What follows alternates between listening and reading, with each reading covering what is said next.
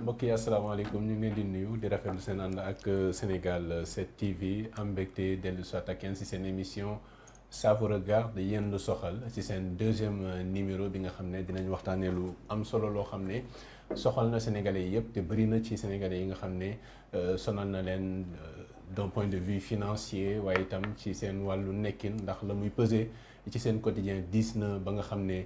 sonal na leen loolu donc loolu nga xam ne nag mooy wàllum loyer moom la ñuy waxtaanee muy luwaas dinañ ci ànd nag ak suñu ay invité yi nga xam ne dañuy yëngu ci domaine boobu waaye itam ànd ci ak ki nga xam ne mooy sama naataango di Ousseynou Ndiaye Ousseynou ñu ngi lay nuyu. Abdou maa ngi lay ziar maa ngi lay kontaane di kontaan bu baax a baax ci plateau bi. donc di profité di nuyu suñu mbokk internet yi ñuy topp ci Sénégal 7.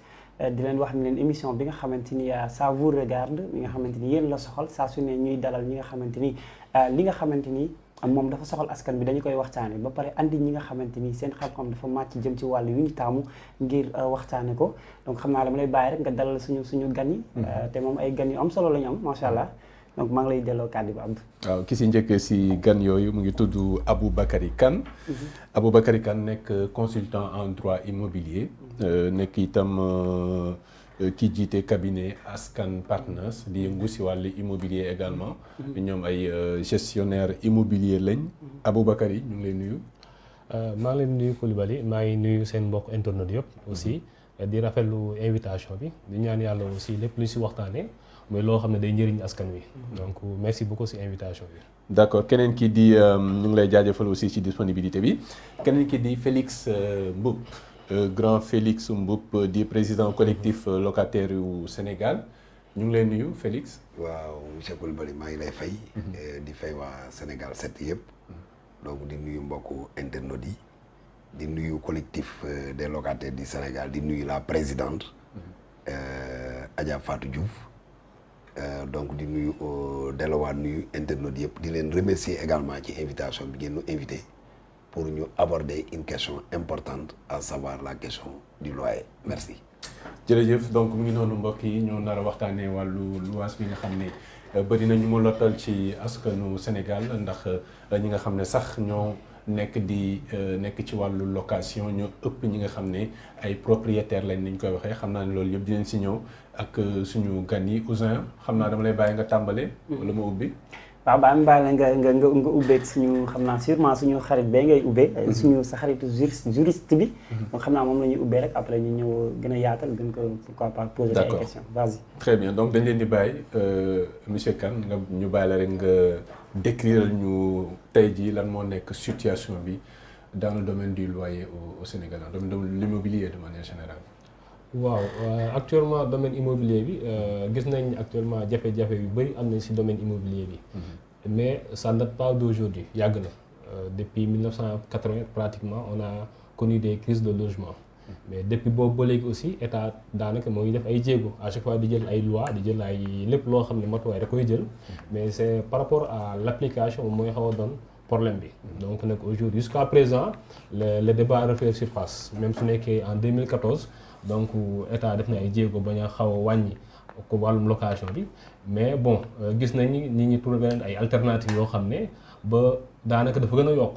donc dafa gën a yokk c'est pourquoi à chaque fois débat wàllum immobilier bi day ñëwaat ci place donc rek il y a lieu aussi d'appesantir sur ça toog waxtaan ci les acteurs concernés ñu toog waxtaan jéem a xool solution. parce que loi baax na mais application bi aussi moo ci gën a am njëriñ.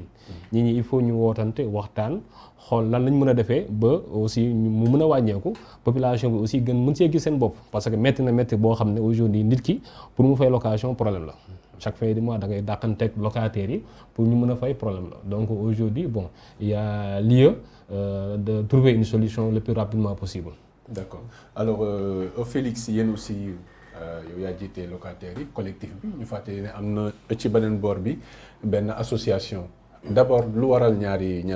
kuréel yi. voilà donc d'abord ñu dañuy préciser que nekkaguñu association. parce que bala ngay nekk association da ngay nekk collectif. les collectifs en général ay citoyens yu jug la xool benn problématique jéem koo porter donc soo nekkee collectif nag ça ne veut pas dire que amoo benn légitimité mbaa amoo légalité mais li pour nga am légalité plénitude de la légalité da ngay jóge étape de collectif pour mën a dem état d'association. État d'association bi nag y a une procédure il faut tenir une assemblée générale il faut nga déposer say kayit au niveau de l'administration pour ñu jox la récépissé soo gisee nag defagul loolu daaw jéeg bi ñuy commencé mbir mi dañ ko commencé rek daaw jéeg daanaka ñu def quelque temps rek dugg ci Covid bi. avec confinement yeeg yooyu moo tax defagul association mais soo gisee ñu créé association man j'ai l'habitude de le dire au Sénégal collectif bi collectif ñu créé ko war a dem ci association les associations consuméristes au Sénégal seen taxawaay dafa des. seen taxawaay dafa des. ñu fàttali ne association des locataires. existé na association nationale des locataires du Sénégal. am na non Elimane Sall moo ko jiite. waaw d'accord am na mais voilà une association boo xam ni je ne fais pas leur procès. jàmm laa leen bëggal bon comme disait l'autre il peut y avoir plusieurs associations d'ailleurs ñun suñuy judd suñu manifeste bind nañ ko dañu bëgg a tudd association libre des locataires du Sénégal. mooy maanaam association boo xam ne kenn tënku ko parce que ñun dañu gis ne su fekkee am na association des locataires am na lu ko tënk li ko tënk ñun xamuñu ko. parce que tey association des locataires boobu war naa ñëw créer un rapport de force exercer la pression sur les autorités pour que la loi sur le loyer sur la réduction du loyer soit appliquée pleinement et de façon scrupuleusement ñun loolu lañ gëm parce que dama waxaat léegi nii association consumériste dafa mel ni amul Sénégal même SOS consommateur nous on consomme on nous vend un produit on consomme un produit cette question les concerne Maman Ndaw Ascosen la question le concerne j'ai eu à le contacter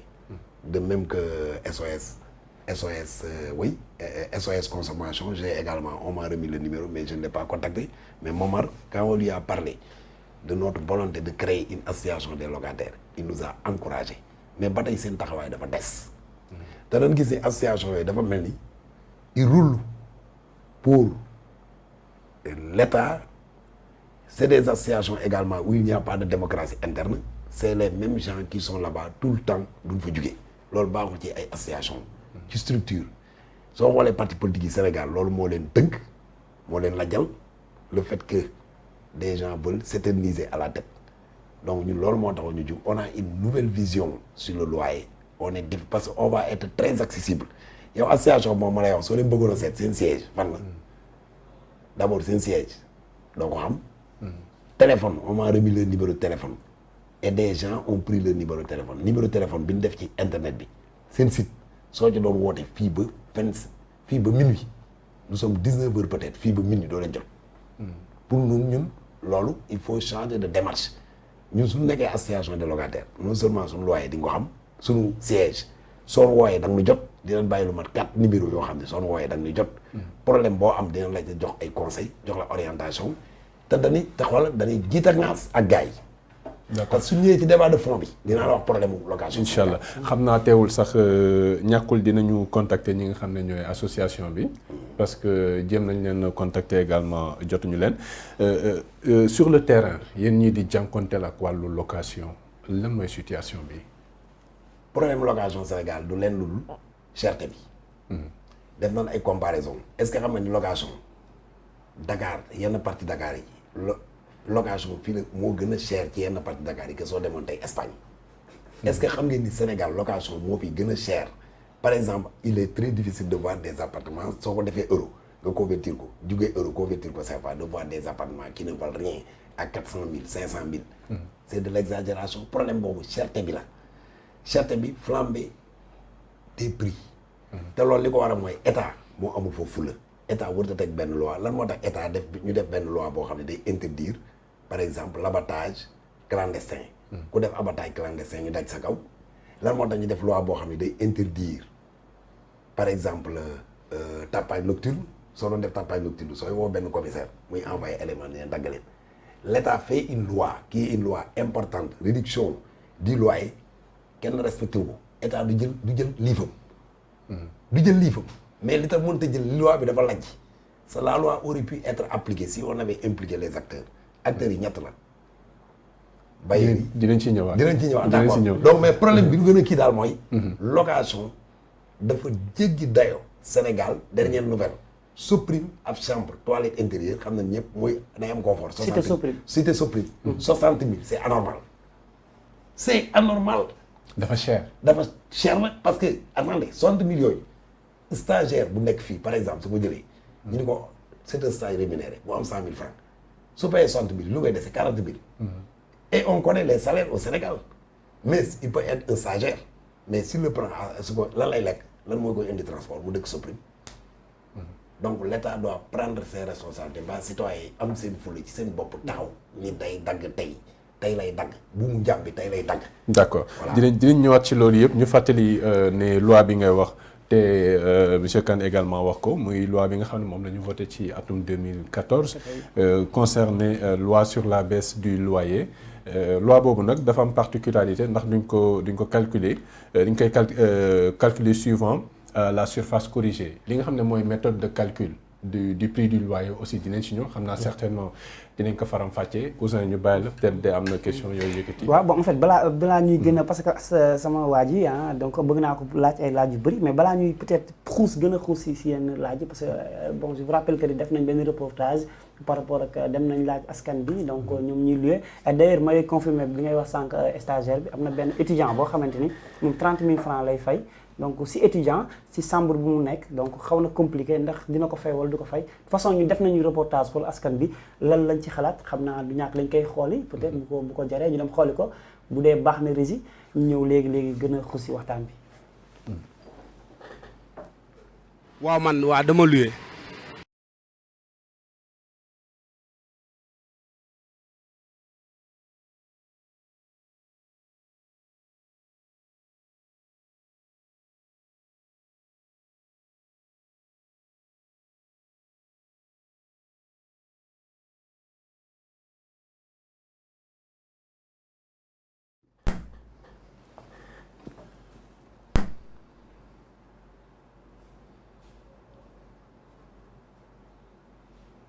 retour d'accord.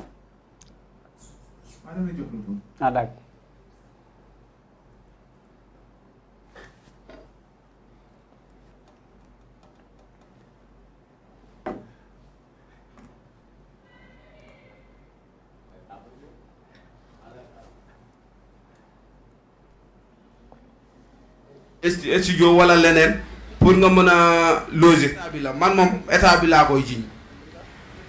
ñoom war nañ di jàppale locataire. fermeture campus bi boobu laa luyee néeg bu kii la quoi néeg bu neex la daal amaguma problème yàgguma fa loger. waaw location bi nag seer na trop en plus même sax pour nga gis néeg boo luyee wala studio wala loo luyee rek day jafe looloo waral seeraay bi parce que da ngay toll benn moment boo xam ne da ngay yaakamti sax ñu jox la ñu proposer la benn néeg wala ñu proposer la benn studio wala leneen pour nga mën a loger. état bi la man moom état bi laa koy jiñ ñoom war nañ di jàppale locataire surtout Dakar xam nga location moo fiy dox espace su kii bi yaatuwut domaine yi ñuy liggéeyee yëpp dañ leen a concentré daanaka ci centre ville bi Dakar yooyu noonu léegi nag bu fekkoon ne dañ leen a génnee ci périphérie yi bu boobaa location bi foofu noonu espace yi dana yaatu ba nga xam ne location bi dana mën a wàññee. mën naa indi problème bu dul yàgg parce que nit ñi moom danañ adapté wu buñ ko yóbboo fu sori tamit foo xam ne espace bu baax la gars yi mën nañ faa tabax dëkk fa bañ nangu lay doon quoi. ñi nga xam ne tamit ñoo yore kër yeeg immeuble yi di louer nañuy jàppale nit ñi parce que Dakar nag solidarité bi moo fi xaw a ñàkk da ngay gis koo xam ne day jàpp néegam louer ko 50 000 naan la ay di insister naan ay kenn laay jël ak ay duma jël ñaar ak affaire yooyu noonu tamit waa ay caution 3 mois imaginel ki nga amul lu mu fayee benn weer nga koy fay caution 3 mois xam nga loolu day xaw metti kii xëy di liggéey ñu ko fay ay journée 3000 2000 nga bëgg ko di ko fayloo ay benn paiement bu metti bi état bi war na see jàpp ñu wàññi paiement bi vraiment metti na trop caution bi benn ko 1 mois kay doy na ci caution nag waaw loolu moom loolu laa ci gisoon quoi. problème location bi dafa métti parce que fu mu ne nii gars yi dañuy laajte ñeenti weer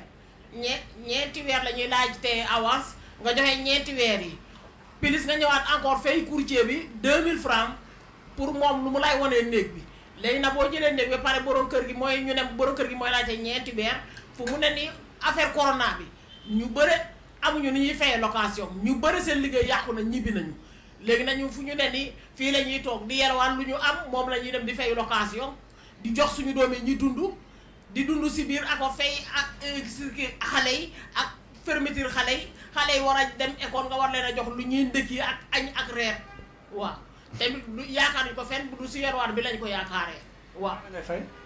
55 000 la ñuy laajte néeg. ci lan chambre la wala. benn néeg kese 55 000 la ñuy laajte néeg bi waaw 4 mois la ñuy laaj. joxewu leen doo am néeg fu ngay fanaan soit moo tax ñuy fanaan ci mbedd gën a bëri si àdduna jépp waaw àdduna jépp ñu ngi fanaan ci mbedd ndax ñàkk bu am lu ngay fayee location depuis corona bi léegi dara mu mënul changé waaw dañ doon liggéey waaye liggéey bi demeetul loolu parce que corona bi dafa ñëw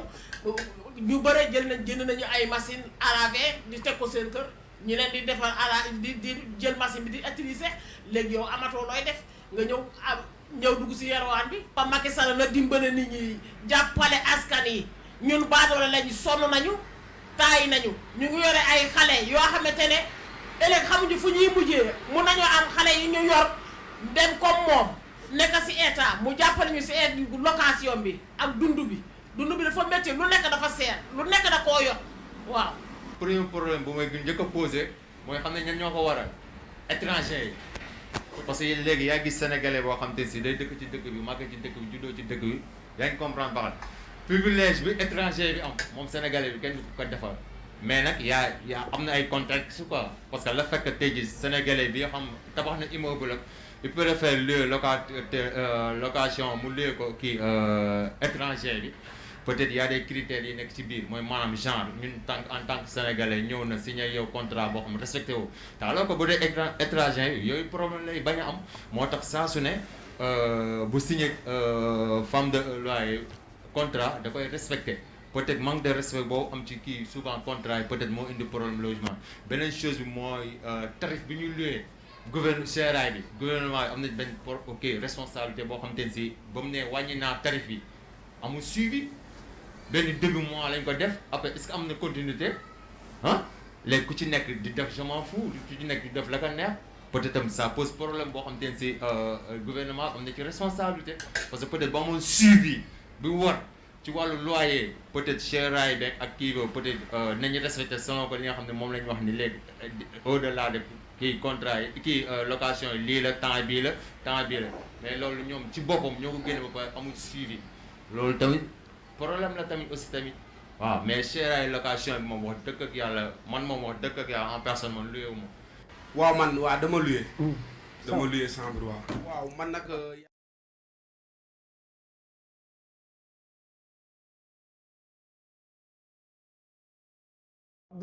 gis nga reportage bi ñuy wax ku nekk ak li ngay dund donc man fi may ñëwee si laaj sama mbokk juriste bi déjà damay ñëw si côté caution bi loi bi lan la ci wax ndax dafa wax 1 mois ngay joxe wala 2 mois wala 3 wala 4 loolu foofu bëgg naa am si leeral quoi en fait. waaw d'abord ñooy rafetlu reportage bi parce que c'est intéressant xam Sénégalais li ñuy dund par rapport ak location bi par rapport ak seen condition de location c'est très important. Maintenant aujourd'hui nous sommes dans le principe de l'autonomie de la volonté c'est un contrat. Contrat moom mooy régir ay nit. ñu ne la yow sooy louer nit da nga war a calculer sur la base de la surface corrigée. Comme am naa sama immeuble wala am naa sama néeg wala am naa sama appartement bëgg naa ko louer mais pour ma louer ko il faut mooy expert immobilier moom mooy ñëw évaluer sama appartement wala moom mooy évaluer sama kër sur la base de ça laay jël expert na ma nii nga ko war a louer locataire suy ñëw moo kon ma ne ko expert bi lii la wax lii laa koy louer. Évaluation bi c'est sur la base de quoi? waaw évaluation bi xam nga yooyu yëpp ça joue c'est un contexte ça dépend de la zone bi c'est important. La valeur de la construction ni nga ko tabaxee c'est très important ak situation bi ak mètre carré bi parce que yooyu aussi c'est important parce que am na benn décret boo xam ne en 77 décret 77 bu décret 77 527 du 23 juin 1977 moom mooy relatif par rapport à la surface corrigée décret boobu mooy existé depuis 1977 décret boobu moom mooy régir lépp loo xam ne surface corrigée la nit mënul jékki-jékki rek par rapport ak moom nu mu xalaatee jékki-jékki mën a non sama appartement bi 250 000 laa koy luy amul droit def ko. Loi bi dafa ne en 81 képp koo xam ne yëkkati nga location yégal nga ko yoon day dal sa kaw loolu depuis 81 donc crise de logement dafa yàgg am c'est pas récent loolu dafay àgg am après moom moo tax ay Scat Urbam am pour état di créer loolu pour xaw a atténuer un peu la crise des logements au Sénégal. Maintenant caution bu ñuy def nag c'est par rapport au parti yow mën nañoo sekk daal nga ñëw nga ne bon léegi sama kër la léegi bëgg naa au moins sooy dugg nga joxe avance loyer sama xel xaw a dal nga jox ma benn 1 mois de caution nga ne ma bon léegi caution bi garantie la entre parties parce que c'est un contrat boo xam ne qui lie les parties il faut mu leer c'est-à-dire du loo xam ne état mën na régir de manière générale mais de manière spécifique parties ñoom ñooy mais aussi dañuy conformer wu par rapport à la législation mu ne la léegi caution bi 1 mois ngay joxe wala 2 mois ngay joxe ak 1 mois d'avance loyer mais nag bon xam nga suñu defee caution 2 mois day fekk yow tout le temps yaa ngi ay problème ci locataires yi à chaque fois suñuy dem dañuy yóbbaale seen xaalis dañuy yóbbaale par rapport yow sa xaalis léegi nag pour minute de plus de garantie bon dañ naan bon lu gënoon dal na sama xel mooy nga defal ma caution 1 mois 2 mois mais bon tout ça état da see war a taxaw loolu il faut état taxaw si ne lii lay demee conditions yi nii la ku respecté wul conditions yi aussi xam nga nit mënul bañ a respecté conditions mais il faut am ku dem saisir la justice. mais si terme contrat yëpp loolu lañ ko ci wax. waaw mais terme contraction mën nañoo sekk bon contrat ñu ne mën na la contrat bi lii la. yow dès l'instant que signé contrat bi rek accepté nga conditions yi. c'est ça. donc dès l'instant que signé contrat bi le contrat t'engage léegi nag soo duggee nag moom mu ne la caution 1 mois la 2 mois la nga accepté 1 mois d'avance loyer courtier bu la andi aussi bon mu ne la man tamit da nga may jox 1 mois alors que démarche yi nga doon def pour xool location ñu ne la transport 2000 à un mois donné ça devient exorbitant. si par rapport ak loolu koo xam ne moom lu mu am xaalis salaire am doyul boo xam ne. mën na see dund. gérer si loolu di si dawaat aussi moo tax à chaque fois problème location day ñëwaat. même su nekkee gérer nga loolu mensualité yi après day métti parce que le mois passe vite. le niveau de vie des Sénégalais day gën a grimper. su gënee grimper nag à chaque fois problème yi aussi da lay rattraper d'ici 3 mois 4 mois problème amaat ngeen war a demaat justice par rapport à la lourdeur judiciaire au niveau du am tribunal. donc nag bon des fois day toog 3 mois 4 mois ngeen nekk yéeg ak wàcc problème yi di gën a accentué wu. mais borom kër pour muy leer Sénégalais yi mooy borom kër. su demee bay louer sur la base de la surface corrigée lay louer. surface corrigée mooy que ni expert immobilier ngay woo mu ñëw évaluer kër gi mu ne la chaque niveau nii nga koy louer. moo tax loi 2014 ba mu ñëwee di wàññi location bi dafa écarté ñoo xam ne dañoo calculer surface corrigée mu ne la yéen bokkoo leen si ñu calculer wu surface corrigée ñoom ñoo am wàññeeku 4% 29% et cetera ñoom la ñuy wàññi mais par rapport à la surface corrigée ñoom bokkuñu si. donc nag bon c'est des arguments yoo xam ne au fur et à mesure mën nañ see gën a xuus. gën see waxtaan comme ça mu gën a leer aussi si bopp sénégalais yi. ma leeral rek juste par rapport ak réduction bi yaa ngi wax 4%. 29%. Donc 29% c'est pour les loyers yi nga xam ne c'est inférieur à 150 000 francs. Pour 14% pour yi nga xam ne dafa nekk diggante 150 000 ak 500 000. Et 4% pour yi nga xam ne c'est plus de 500 000 francs. Abdou doguma la en fait damay laaj sama xarit bi nga xamante ni moom moo fi teewal locataires yi gis nga ci biir reportage bi benn suñu yaay ji gis nga moom nee na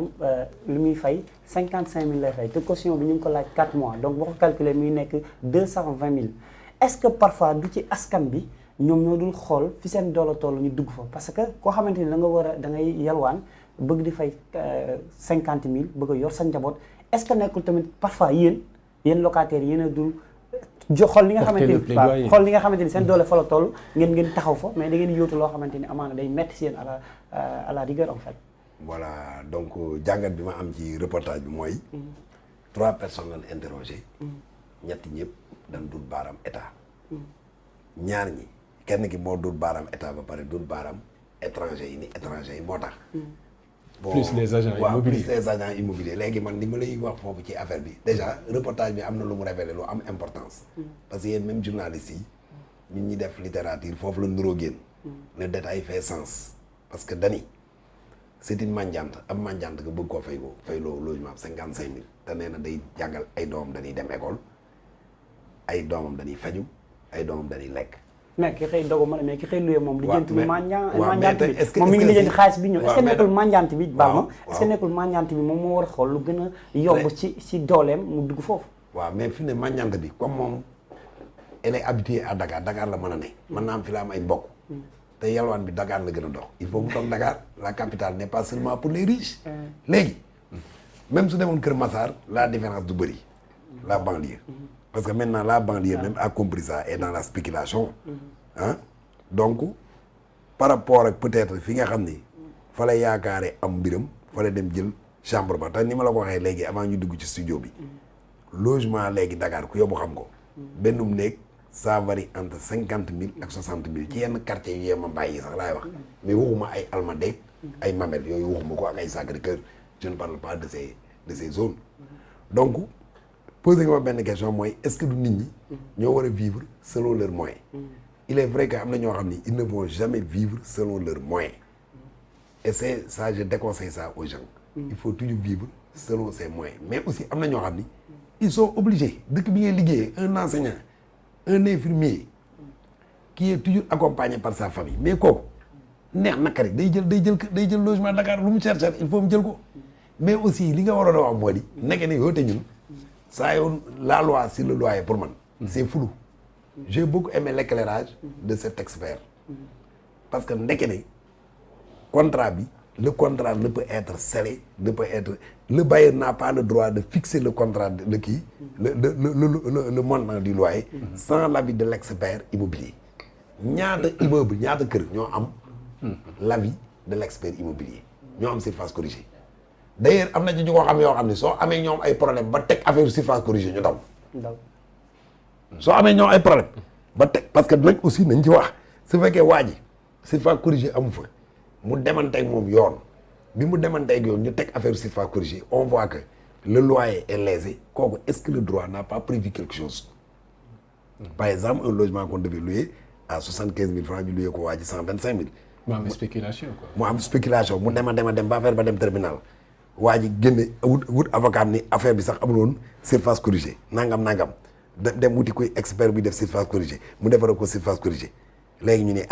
kon de waa ji pendant 2 ans ou 1 an il a été lésé le droit qu'est-ce qu'il prévoit. Abou est-ce que mën nga ci rebondir. waaw par rapport xam nga lii par rapport à la surface corrigée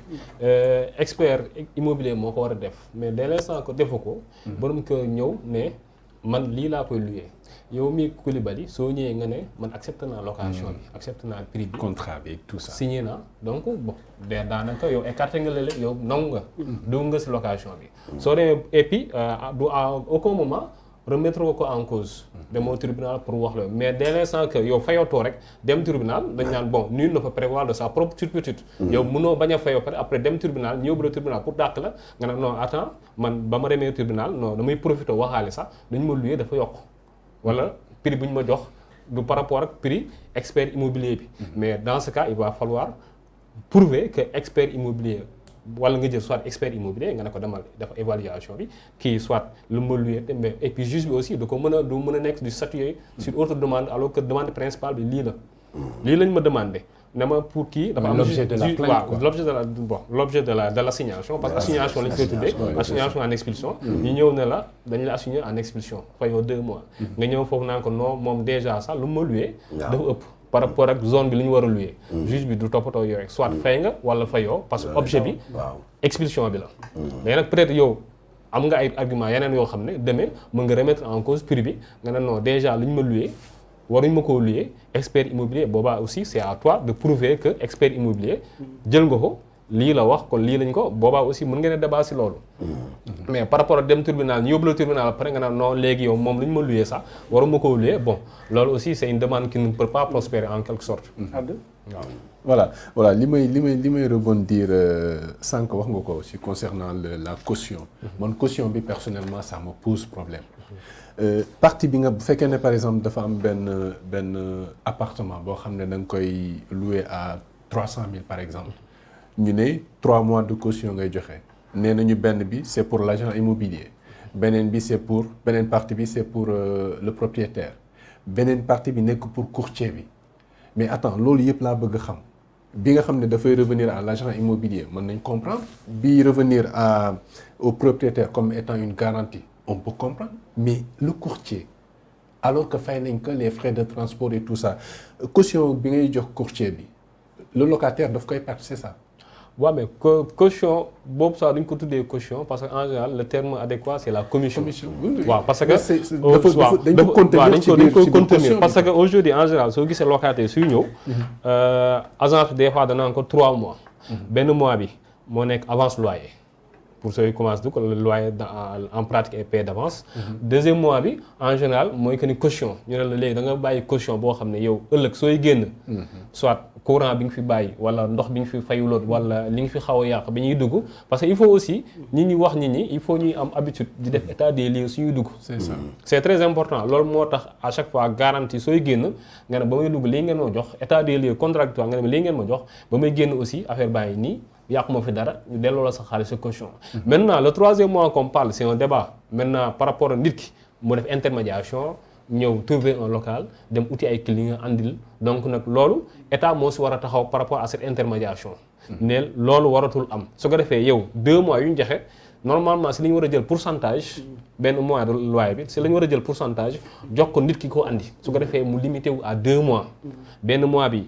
caution beneen mois bi au moins mu nekk loyer d'avance ci loyer boobu wala si élément yooyu ñu jël benn pourcentage 10% 20% ñu jox ko courtier bu andi au moins mu yem si 2 mois. parce que bon le troisième mois c'est vraiment exorbitant. Et puis sans pour autant compter les frais de transport yi ngay jëli bagage ñëw installer meubler le temps ngay dëkk weer bi dee na. le temps ngay dëkk di installer di xàmmee koñ bi et tout weer bi dee na su ko defee ñu ne la mois bi jotaan na ñu ne la et puis des fois dañu la ngay fay la balaa le 5. soo fayul balaa le 5 déjà le 10 le plus souvent ñu andil assignation andil la huissier ne la non comme fayoo dañ lay andil huissier moo gën a wóor. entendant est-ce que dogoon na mais est-ce que gisoon kon état bi ci par rapport ma déggee ni ngay waxee nii est-ce que gisoon état bi donc dafa seetaan locataires yi de trop en fait maanaam dafa leen a jañax bailleurs yi rek gars yi luy rek bàyyi la noonu. waaw xam nga la nature a horreur du vide. état su bàyyee terrain bi glissant rek. ku nekk mën a see xuus def si lu ko neex. aujourd'hui courtier yi ñoo bëri si Sénégal da ngay xëy benn bopp koñ chaque bopp koñ daanaka da ngay gis koo xam ne xaw na see dugg si immobilier bi tuuti affaire bi xaw a neex mu enchaîné si. su ko defee des fois da ngay gis ñu ne la frais de visite 2000. nga dem sur place fekk non seulement appartement bi joxe nañ ko. wala yow ba muy dem xam na ni c'est pas adéquat par rapport ak li nga bëgg. mais n'empêche bëgg na récupérer 2000 yi pour gérer soirée bi. le matin aussi mu defaat ko ñeneen yow mi yoroon 100000 wala 300000 nga prévoir benn studio 100000 nga am 300000 une semaine yaa ngi visiter chaque jour nga joxe 2000. donc ça te fait presque pratiquement 14000 15000 sans pour autant li ngay lekk xaalis di wàññeeku. donc ça cause problème. alors que courtier bi. soo finalisé moom da siy récupérer waat donc il va gagner doublement. alors que yow di nga perte carrément di nga perte frais de transport en même temps caution bi nga ko joxe aussi da ngay perte. commission bi nga joxe aussi moom moo koy moom duñ ko bind nullement sur le contrat. mais est-ce que généralement le propriétaire il est au courant que 3 mois de caution ngay joxe. non mais propriétaire moom en général le plus souvent danaan la man lii laay laaj. danaan la man 2 mois laay laaj. courtier bi nag dem débordé wu. uti client andi parce que propriétaire moom day toog rek fu mu toog salon am toog di xaar client ñëw. mais nag bon comme moom utiwul client courtier bi moom moo dugg si dëkk bi uti client andi bon courtier bi aussi ba muy andi dana la ah léegi 3 mois la nga la waa d'accord naa ñu dem su ma intéressé mu ñëw jox borom kër gi 2 mois mu jox courtier bi 3e mois bi muy 3 mois mais si biir contrat bi 2 mois la ñuy dugal ñoo xam ni léegi 2 mois la ëllëg sooy dem déclamer 3e mois bu passé doo ko réclamer. parce que xam nga ni commission la courtier moom moo ko moom. donc nag bon c'est des pratiques yoo xam ne état moom moo si war a dugal loxoom. état daanaka mooy def ay jéego si lu bëri mais am na partie boo xam da koo délaissé te su ko délaissé aussi acteurs yu bëri dañ si ñëw def si lu ñu si def abusé si su ko defee affaire yi day dem benn sax day yokk léegi day dem benn sax day gis propriétaire boo xam day xëy ne man léegi sax 2 mois caution lay laaj parce que ba ñuy dem ba le passé dem naa tribunal yéeg naa wàcc locataire bi yóbbu na sama 4 mois yoo xam ne fayu ma wala ba muy dem yàq na sama chambre wala yàq na sama salle de bain et tout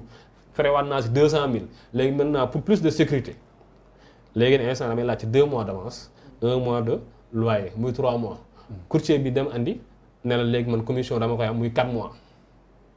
mais 4 mois loolu moo waral muy yokk actuellement yow mii 300000 nga ne location 300000. léegi soo laajtee 4 mois ça te fait 1 million 200. juste pour entrer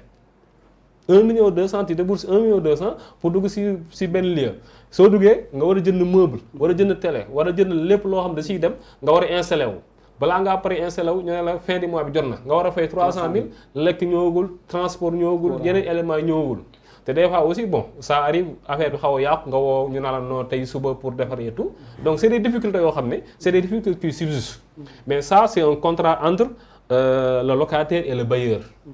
maintenant si biir ngay réclamer di réclamer mais en dehors de cela bon am na surface corrigée am na ay éléments yoo xam ne c'est l'État qui doit régir État su régirul nag absence de l'État suñ ko sentiree ñeneen dañ siy occupé suñ ko occupé aussi ils vont abuser. Abdou en fait sama xarit bi laay laajaat ba léegi en fait man lu ma lay laaj mooy ñi nga xamante ni ñu ngi ñëw di ñaxtu si yéen bu weesoo caution beeg loolu noonu mooy caution bi donc voilà yan xeetu ñaxtu la sa mbokki locataires yi ñëw di leen ñaxtu wala association bi commencé gul recevoir ay locataires pour ñu wax seen ñaxtu. waaye ñu yor benn panel WhatsApp. am nañ benn panel WhatsApp bu ñu discuter problème yooyu yëpp. yenn saa yi aussi nit woo ma téléphone parce que dem nañ ci ay médias. bi ñu demee ci ay médias ñu joxe fa suñu numéro téléphone. toujours ba bërki dem rek moo si mujj. am na ko ma woo ni seen bailleur bi nee na leen day yokku. ku mënta yokk génnal. su ko defee nag man yi may fortaat ci experts yi avocats yeeg ñooñu. ak expert bu mel ni moom. ci loolu laay jël. wax leen li ma ci xam. li ma ci xamul mën leen nan woo suñu avocat. waaw suñu wooyee suñu avocat mbaa ko mel ni moom am na aussi un étudiant en master bu nekk ci panel bi. day éclairer la lanterne. mais comme ni nga ko waxee problème bi gën bi ñu wax mooy dañ may waaj a génne.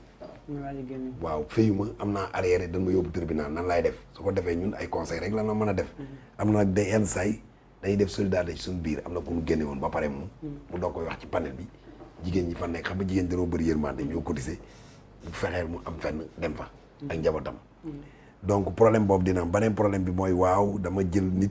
kër gaa ngi nii ba filmer nu ko. lavabo baa ngi tuuru ndox mi te man yàqu bu ko mi ngi tuuru di tuuru wax naa nee na ma defaru yooyu day am problème yooyu yenn saa yi aussi nit ñi la waaw dama jël benn kër mais borom kër gi nee na man damay déranger. waaw damay déranger mbaa damay yàq ndox. su fekkee dañu bokk ndox bi loolu sax moom agence yu bëri réglé nañ ko fexe nañ ba nga xam ne ndox mi courant bi moom kenn doon ko bokk. donc problème yooyu daal la liggéey mais li gën a am problème. mais dama vas-y. ñàkk a fay bi. parce que dafa cher. te y a l'absence de contrôle de l'État. absence d'autorité de l'État comme même l'État doit. askan bi est-ce que ñu ngi dénoncer tamit. non askan Sénégal aussi ñu ngi dem ci yoon pour dénoncer nga baal ma aussi askan Sénégal c'est-à-dire que. même tey maa ngi ko doon wax am na xew-xew yi fi am. mois de mars. sooy xool état dafa xaw a lajj. parce que dañu foog ni. affaire emploi des jeunes la. mais affaire souffrance du peuple la. te les souffrances du peuple li ko gën a waral moo di. souffrance peuple yi. li ko gënoon a waral moo doon. lu mel ni location ci la bokk. lu mel ni location. ci la bokk.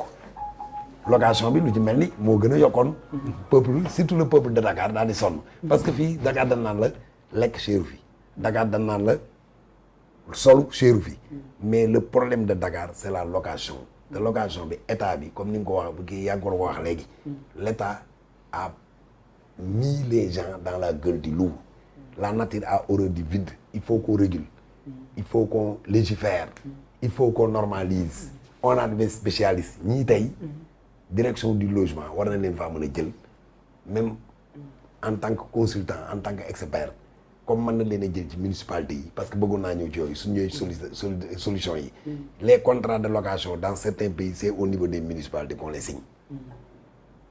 pour maire bi xam ban logement moo nekk ci tel état ban logement mooy menacer ruine. ban logement moo am ay problème de sécurité. sécurité même sur tous les plans il peut y avoir benn maison boo xam ni. mais malheureusement doguma la yéen boo leen di louer boo leen dem pour louer yéen dugg rek ngeen di gis doo leen xool environnement bi. ndax bâtiment bi baax na wala loolu yëpp doo leen ko def quoi. parfois tamit est-ce que doo leen tamit di sacrifier seen bopp parfois ngir bëgg rek dugg quoi. waaw d'accord loolu tamit xam nga li ko war a mooy. non seulement cher na ca jafe na. xam nga tey soo demee dëkk bu mel ni Touba c'est une grande agglomération mbaa Mbacké moi j'ai vécu à Mbacké maa nga dem Kaolack. maa nga dem Kolda. mais yaay tànn des fois da ngay gis ay 3 locations yaay tànn bu la neex. man par exemple am na foo naroon a louer benn dëkk bu ma nekkoon mais on m'a dit que fii yow waroo fi dëkk te pourtant logement ba baax na logement ba. moo gën lu waral non parce que pour des questions de sécurité parce que c'était un peu dans une zone criminogène. d'accord xam nga gan doo xam loolu. ñu la noo fii day am le plus souvent d'ailleurs fee boo kon waroo fi dëkk. te gisaan naa koo xam ni c'est un cadre de l'administration du ma wax ban corps lay liggéey naroon fa dëkk mais son supérieur hiérarchique moo ni ko doo fa dëkk parce que ñoom xam nañu quoi. donc mais foofu yaay tànn mais fii amul tànn da ngay rajax-rajax da ngay wër di wër rek ba gis fenn rek dem dugg. mais logement sociaux yi Abdou nga baal ma logement sociaux yi nga xamante ne état bi mu ngi koy bëgg di créer di wax kër bu nekk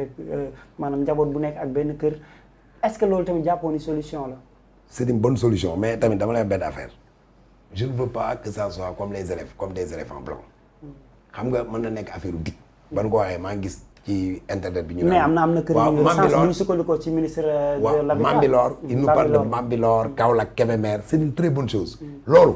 100 000 logements yi. bis tey suñu ko defaroon Dakar va être désengorgé nit ñi dem génn Dakar dem dëkki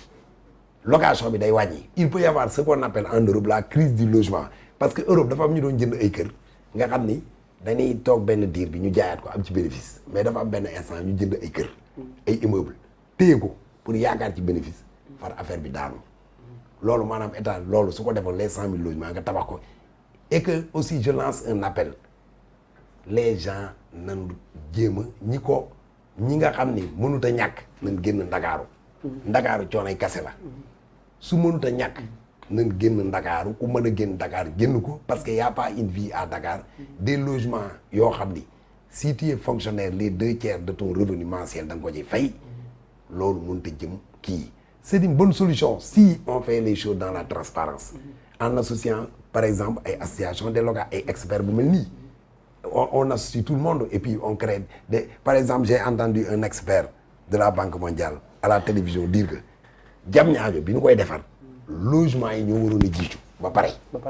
mu ni Diamniadio c'est une bonne chose c'est pour désengorger Dakar mais ba ñu koy defar logement yi moo waroon a jiitu nga xam ne nit ñi ñoo fay jiitu liggéey ba nit ñi dañuy dem dëkk liggéey activités yi doog a ñëw loolu la wax mais on a mis la charrue avant les bœufs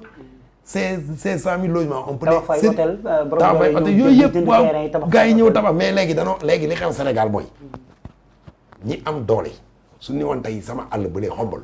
dañ koy dagg def fa benn genre ëpp touristique on a choisi xombal je donne un exemple soo ko waxee rek ba nu xam ne dëgg la gars yi dem jënd ay parcelles yu bëri foofa di ko yokk ils vont multiplier le prix par 3 spéculation bi moo war a dañ Sénégal les 100 000 logements su jaaree dans la transparence ñu jox ko ñi ñu ko war a jox ñëpp sax war na leen ko jox tout père de famille parce que ils ont dit que ce n'est pas parce que tu as un revenu que tu as droit à un logement même sooy jaay gerte caaf war nga mën a dem ci banque bi ñu ni yow damay réaliser mën naa denc benn 1000 francs par jour parce que dangay fay location waaw ba 30 000 la ñu ni ko location bi ñu koy jox na ko fay 30 000 par weer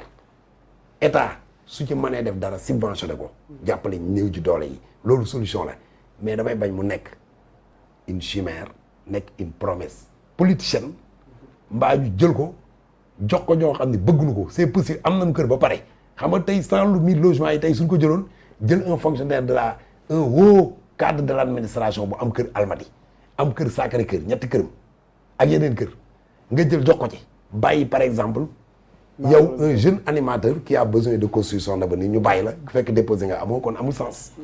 loolu solution la je le reconnais mais il faut qu'il y ait la transparence il faut qu'il y ait le contrôle et l'État doit prendre ses responsabilités parce que location bi moo wax la benn affaire c'est une bombe à retardement c'est une bombe sociale li nga suñ ko réglé wul Dakar coow suy amati Dakar location bi mën na ko indi d'accord l'État dafa war a jël ay responsabilités am ñu fàttali rek en chiffre depuis 1994 ba léegi location bi dafa yokku à 256% et plus 256%. Donc, Abou, dans le domaine de l'agence immobilière, kenn mën na ñëw confier leen seen benn immeuble wala benn appartement par rapport à la cherté du loyer. Propriétaire bi ñëw ne leen je vous confie mon appartement wala mon immeuble loué leen ma ko lii laa ci bëgg bu fekkee ne moom loolu mu wax ne daf ko ci bëgg plus seen commission yi nga xam ne yéen a ngi ko ciy xaar. naka ngeen di procéder pour évaluer prix bi est-ce que da ngeen di def recours à la surface corrigée wala da ngeen di évaluer rek par rapport ak kay li mu la wax moom la bëgg ak yéen commission bi ngeen ciy dàq. waaw xam nga gestion moom gestion c'est un peu particulier parce que nit ki moom soo ubbee société di gérer ay biens immobiliers bon da ngay def prospection et puis borom kër woo ñu waxtaan ak yow. ne na léegi man dama yor immeuble bëgg nga gérer ma sama immeuble bi léegi immeuble bi ngeen di waxtaanee da lay jox mandat ne la. yow da nga ne signé ma mandat comme ça man je suis habilité à la gestion locative de cet immeuble au moins di nga xam ni yow mandataire la am nga pouvoir pour gérer immeuble bi léegi nag mu ñëw mu ne la léegi daanaka lii ñaata lañ koy louer souvent da nga ko naan nañ def évaluation nga évaluer immeuble bi jël benn expert boo xam ne mu évaluer par rapport au prix ne nii lañ koy loué lii lañ koy loué lii lañ koy loué studio nii lañ koy loué appartement lii la 2 chambres salon wala 3 chambres salon ngeen waxtaan par rapport ak yow chaque fin du mois li ngay am par rapport ak li ngay gérer ngeen tombé d'accord après bon nga commencé gérer commencé dugal ay locataires mais day fekk waxtaan ngeen ba pare locataires su ñëw aussi nga waxtaan ak ñoom jël condition waxtaan ak yenn certaines conditions parce que bon locataire du ñëw rek daanaka am na ñoo xam ne dëgër fit boo xam ne xam nañ lii attanuñ ko mais n'empêche dañ koy jël loolu moo bëri il faut ñu wax nga dëgg c'est-à-dire ngay gis koo xam ne day jël appartement boo xam ne 200 000 la wala 250 000 yow alors que yow sa salaire daanaka ça tourne autour de 300 000 350 000 250 000 soo ko bëggee fay appartement à Dakar 100 000 francs yi mënu laa gérer à la fin du mois ça cause problème donc nag aujourd'hui moo tax ma ne la état peut-être jéem na see def ay jéego yu bëri 2016 soo xoolee am na benn loi ce qu'on appelle la loi sur l'orientation pour l'accès à l'habitat au moins permettre aux promoteurs ba ngay dégg ay promoteurs ay coopératives et tout mais aujourd'hui dañoo xëy rek gis ay promoteurs yu bëri xamul fu ñu jógee da ngay xëy rek ñu ne la promoteur la nga dem dagg àll bële dagg fa ay yoo xam ne amoo autorisation amoo dara nga dagg fa au moins l'état def na ay loi mais loi à chaque fois suñu ko defee rek day am benn brèche boo xam ne nit dafay dugg pour jéem a contourner loolu. mais est-ce que solution boobu joxe baal ma doguma la solution boobu état def de recourir est-ce que c'est la bonne solution vu que am na benn loi de 2014 boo xam ne prévoir na ay sanctions mais il y a pas le suivi qu'il faut comme ni ko Mboup waxee sànq. waaw manque de suivi aussi c'est côté état la moo tax ma ne la loi. mën na jël dara mais nit ki à chaque fois ñoom ñooy xool alternative pour xool nu muy demee aujourd'hui loi bi 2014 nee na la. pour koo xam ne day louer appartement boo xam ne 150 000 ngay fay. wàññi nañ la si daanaka 29%. mais borom kër gi su toogee 29% su wàññeekoo daanaka ay 100 et quelque lay am day xaw wàññeeku. par rapport ak borom kër boo xam ne en général lu si bëri da doon fay banque amoon na benn taux boo xam ne chaque fin du mois banque da ko war a exiger. mu war ko fay léegi nag borom kër mi danaan la bon léegi comment faire dama lay jox 6 mois nga génn sama kër c'est-à-dire ma ne dama ko soxla. mais su ma koy soxla aussi damay def benn motif ma ne la lii laa ko soxlaa. soo génnee mu xoolal benn locataire boo xam ne léegi dama koy def 160 000 wala 170 000 xalaat ni état ëllëg suy yokk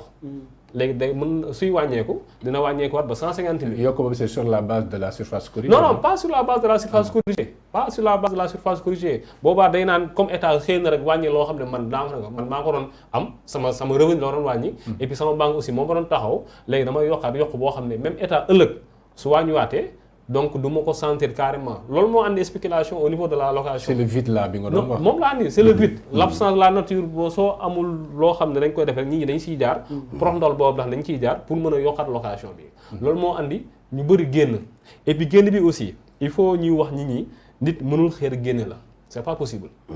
nit mënul xëy rek ne la dama soxla sama kër génn la il faut mu jox la benn préavis. benn délai mu ne la dans 6 mois dama ko soxla et puis. génne bi aussi il faut mu wax la ban motif la. parce que motif bi bëri na. mën na la délai bi ça tourne c'est forcément 6 mois. c'est huissier mooy ñëw andil la këyit. minimum 6 mois non loi bi dafa ne la 6 mois huissier mooy ñëw andil la këyit ne la dama soxla sama kër dans 6 mois huissier moo lay jox délai. ne la 6 mois yi léegi aujourd'hui dama ko soxla soit dama fiy doon sama soxna wala damay ñëw dëkk si. wala damay réfectionner pour koo xam ne dafay ñëw dëkk si. boobaa wala su nekkee frère am wala sœur am wala famille mooy ñëw dëkk si il faut mu jël copie carte d'identité kooku dugal ko si joxaale ko huissier andil la ko ne la am léegi kii moo si war a dëkk yow nag soo demee ba ëllëg ba génn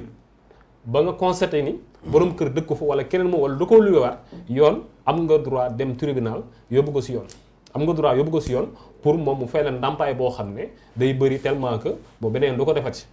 su nekkee aussi daf la génnee pour réfectionner kër gi dafa war a andi plan d'autorisation boo xam ne aujourd'hui plan boo xam ne plan de réfection andi autorisation boo xam ne modification wala autorisation de construire et tout dugal ko si wax la délai bi kañ lay commencer liggéey bi kañ lay commencer ak kañ lay pare su paree aussi am nga droit de priorité balaa moo luyee keneen yow lay luyewaat mais tout ça c'est des éléments yoo xam ne permettre nañ ko locataire mu saisir mais locataire amuñu culture dem yóbbu ne tribunal. mais est-ce que xam nañ ko aussi. non mais si ñu bëri xam nañ ko nag non ñu bëri xam nañ ko mais amuñu culture boobu mais imagine un locataire boo xam ne ñu ànd na fekk ñu ne la da nga yóbbu tribunal nga bind këyit dem tribunal ñu day def ay renvoi nga jël avocat dugal génn mais à un moment donné bon tu te lâches da nga naan bon est-ce que jar na ko. Sénégalais moo naan bon ça va y a pas de souci yàlla baax na nañ ko bàyyi ak yàlla. alors que yoon moo la may loolu yoon moo la may loo xam ne aujourd'hui suñ la génnee dañ la war a jox benn délai ne la 6 mois su nekkee yaa ngi fay normal la il faut mu leer yaa ngi fay normal su nekkee fayoo normal nag boobaa dañ lay andil assignation en expulsion ne la su waay génn sama kër parce que fayoo mais su nekkee yaa ngi fay normal la dañ lay jox délai boo xam ne 6 mois ne la soit occupation personnelle la wala soit dañoo bëgg a ñëw modifier kër gi wala tabaxaat kër gi et tout su nekkee occupation personnelle dañ siy boole copie carte d'identité ko war a dëkk ñu boole ko si su ko defee yow nga gis ko xam fekk 6 mois soo ñëwaatee bon mën nga ne kii dëkk fa boobaa aussi yow yaay prouvé que di dëkk fa soit nga andi IUC xam nga Sénégal amul culture boobu modification aussi wala tabaxaat boobaa aussi nit ki day dugal plan de construction wala plan de modification et tout éléments yëpp dugal ko si. D'accord alors sànq ci reportage bi am na ku ci wax ne d'habitude les agences dañuy préférer les étrangers aux familles nombreuses wala ñu préférer par exemple benn étudiant wala benn célibataire à une famille mariée benn couple boo xam dafa am ay doomam lan moo waral choix boobu. waaw xam nga choix boobu peut-être expérience moom moo ko waral le plus souvent expérience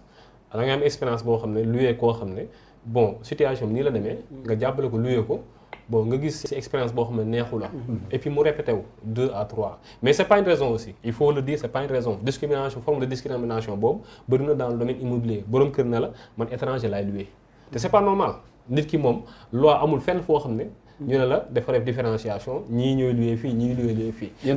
benn propriétaire waxee étranger la ñuy louer. vous acceptez xam nga borom kër borom ku la jox këram. moom moo ko moom. ne la man lii dugal ma lii dugal. mais puisque loi waxu ko maintenant aujourd'hui mais moo tax ma daal maintenant aujourd'hui c'est à nous. nous des gestionnaires de patrimoine ñu ñëw revenir waxtaan ak moom ne ko waroo def différenciation par rapport à cela par rapport à cela. des fois sax da ngay dugal nit sans pour autant mu yëg ko parce que jox na la mandat. dès l'instant que jox na la mandat tu es habilité tu as la responsabilité exclusive boo xam ne. ku fay dugg yow la ku fay génn yow la kuy joxe kuy fay yow la ku fayul yow la donc responsabilité exclusive boobu la. mais des fois da ngay gis nit bon dem fenn ñëw man gis naa récemment bon ma ñëw turam benn avocat boo xam dafa dem ñu ne ko duñ la luyee avocat carrément. avocat bi woo ma wax ne ma dama duñ luyee avocat mais bon loolu si mën mais discrimination la mais maintenant c'est à la personne d'aller au niveau du tribunal pour saisir loolu mais noo koy prouver pour preuve bi mooy problème bi. waaw mooy prouver que discrimination am na. ñëw nga dem si kii nga ne ko wax na ma mu ne la waxuma ko. amoo témoin amoo dara. ça peut causer problème. d'accord Ouzin xam naa ne temps bi jeex na déjà xam naa xoj nañu xam naa amoon point yu bëri yoo xamante ni bëggoon nañu ko waxtaane xam naa du ñàkk sax yeneen ci jour di ngeen dellu si waat ñu waxtaane li nga xam mooy wàllu suuf si nag ndax loolu moom lu jar a waxtaane la indi si ñi nga xamante seen xam-xam dafa màcc ci jëm ci wàll bi donc man damay profité rek si occasion tàggatoo di leen gërëm bu baax a baax ci waxtaan bi balaa ngay tàggatoo juste une dernière question ba question wu benn locataire la sax nee na boobu xam naa Aboubacry Kane lañ koy adressé nee na agent immobilier yi dañuy gis benn manque de régulation boo xam ne wala inflation yoo xam ne dafay mel ni ñoom dañ ciy nekk complice yow tey en tant que agent immobilier boo doon def proposition à une solution lan lay nekk.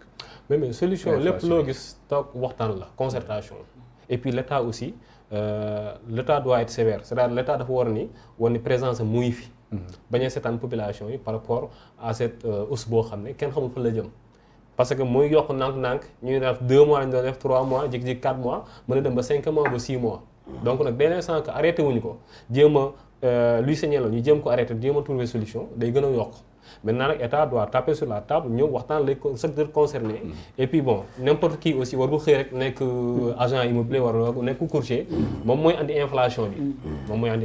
bon donc xam naa ne egg nañ si njeextalu émission bi Ousseynou. waaw comme ni ma ko waxoon léegi rek di kontaan ñi ñu doon topp j'espère que waxtaan bi jëlee ngeen si yéen loolu moo nekkoon yéene bi invité ñi nga xamante ni seen xam-xam dafa màcc ci wàllu ñuy taamu ngir daal di koy waxtaane di kontaane bu baax a baax suñu invité yi di leen jaajëfal di la jaajëfal yow bu baax tamit Abdou ak Coulibaly Abdourahmane Coulibaly Abdoul Khadr Coulibaly Abdoul Khadr Coulibaly monsieur Mboup ñu ngi lay jaajëfal aussi si teewaay bi. merci ñun aussi vraiment kontaan nañ ci invitation bi parce que lii mooy presse. presse dafa war di intéressé wu ci ay questions yoo xam ni. ça concerne la vie des populations surtout la question du loyer. mooy gërëm aussi sama naataangoo yi monsieur Ba. monsieur Kane. moom vraiment soxla nañu xalaatam xam naa suñu génnee sax am na question bu ma koy laaj. ñoom aussi seen taxawaay vraiment dañ ko war a gën a fësal. je termine par li mu waxoon l'État moo war a jël ay responsabilités. l'État doit sévir. L'État doit prendre ses responsabilités. L'État doit régler la question de la régulation du loyer. parce que su ko deful suba dina am problème boo xam ne day ñëw naan problème bi ñu amoon la solution c'est le loyer alors que il y avait des experts qui étaient là, il y avait des associations consuméristes, des citoyens engagés, dévoués, qui étaient là pour l'accompagner à régler le problème. Je les remercie vraiment de l'invitation. Alors, M. Kane, nous avons aussi. waaw maa ngi leen di jaajëfal bu baax aussi kontaan si émission bi et puis di jaajëfal aussi liggéey bi ngeen di def si Sénégal 7 aussi di leen encourager parce que ba ñëw yàggul mais bon vous avez marqué votre empreinte et puis c'est très important ñuy débat yi di am ñu di sottante xalaat ñu échanger et puis aussi ñu gën a fësal liggéey bi pour population bi aussi gën si am njëriñ. D'accord ñu koy jaajëfal bu baax moom Aboubakary Kane nekk agent immobilier nekk consultant en droit immobilier ak ki nga xam ne itam mooy Félix Mboup nekk président du collectif des locataires du Sénégal ñu leen di jaajëfal bu baax ci teewlu bi ngeen di doon teewlu xam naa li ñu jot a faram-fàcce ci ay questions des na lu bëree bëri dinañu am occasion ñëwaat si delluwaat également ci askan wi nga xam ne mooy dund wàllu loyer bi te mu doon lu diis trop si ñoom di leen jox dig daje beneen yoon si beneen sujet boo xam ne soxal na askan wi ci beneen altine jërë ngeen jëf ba beneen